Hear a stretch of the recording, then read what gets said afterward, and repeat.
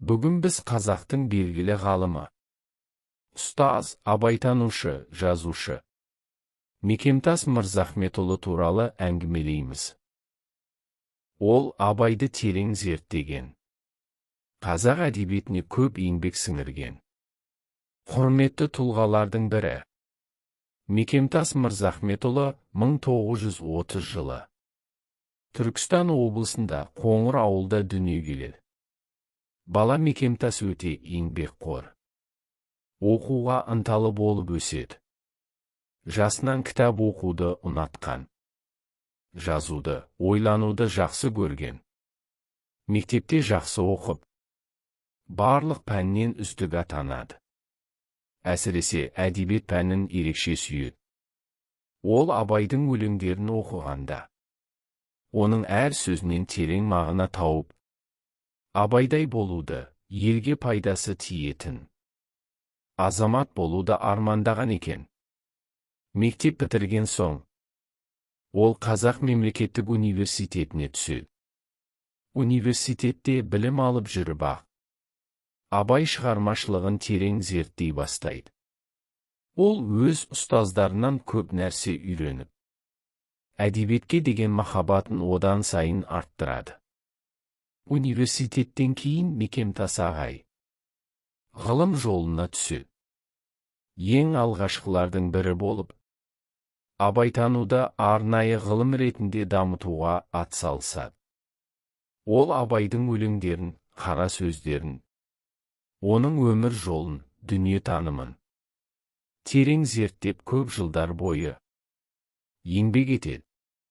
Мекемтас Мырзахметұлы абайдың шығармашылық мұрасын жаңа көзқараспен талдап, оның ойларын түсінуге көмектесетін көптеген кітаптар жазады.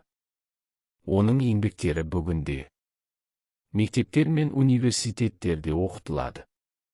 Мекемтас ағай тек ғалым емес, тамаша ұстаз да болды.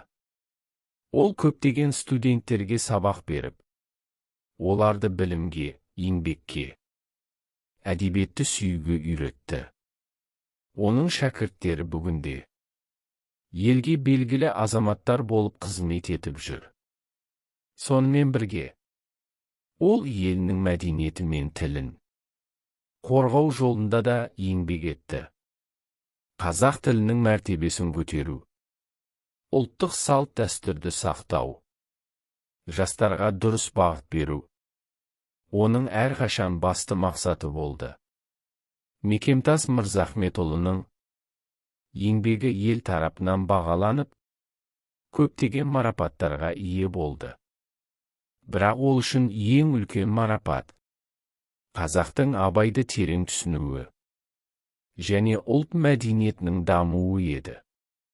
Ол әрдайым жастарға еліңді сүю, білімнен басталады.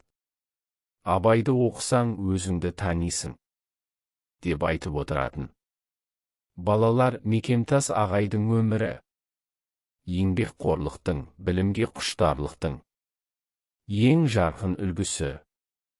Ол бізге абайды танып қана қоймай, адам болудың, ойлы, сабырлы болудың үлгісін көрсетті. Бізде Мекемтас ағай сияқты еңбек етіп, білім алып, қазақтың мәдениетін қастерлей білейік. Көп оқып, көп ізденіп, елімізге қызмет ететін азамат болайық. Өйткені Мекемтас Мырзахметұлының өмірі жан жүрегімен халқына қызмет еткен арысты тұлғаның өнегелі жолы.